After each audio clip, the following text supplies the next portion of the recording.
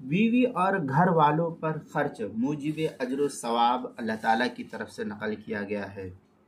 چنانچہ عام طور پر یہ سمجھا جاتا ہے کہ مال خرچ کرنے پر ثواب جب ہی ملتا ہے جب اسے کار خیر یا غریب اور فقیر محتاج پر خرچ کیا جائے، حالانکہ یہ تصور انسان کا بالکل سراسر غلط ہے۔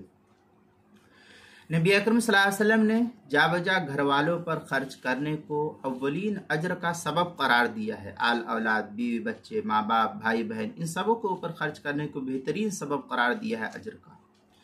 بخاری شریف میں حضرت ابو مسعود انصاری رضی اللہ تعالیٰ عنہ کی روایت میں ہے کہ نبی اکرم صلی اللہ علیہ وسلم کا ارشاد ہے، اذا انفق المسلم نفقة على اہلہ وهو يحتسبها كانت له صدقة۔ یہ صحیح بخاری کی روایت ہے، باب النفقات جلد نمبر 2 صفحہ نمبر 805 پر اس کو نقل کیا ہے کہ جب مسلمان شخص ثواب کی نیت سے اپنے گھر والوں پر خرچ کرتا ہے تو اسے صدقہ کرنے کا ثواب ملتا ہے۔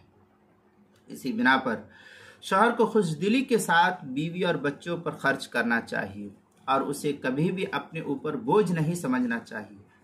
آخر اگر آدمی اپنی اولاد اور شریک حیات پر خرچ نہیں کرے گا تو پھر یہ مال کہاں خرچ کرے گا، کس کو دے گا؟ اس طریقے سے یہ مال ضائع ہو جائے گا۔ اس لیے اپنے آل اولاد پر خرچ کرنا یہ بھی صدقے کا ثواب اللہ کے رسول صلی اللہ علیہ وسلم نے فرمایا ہے۔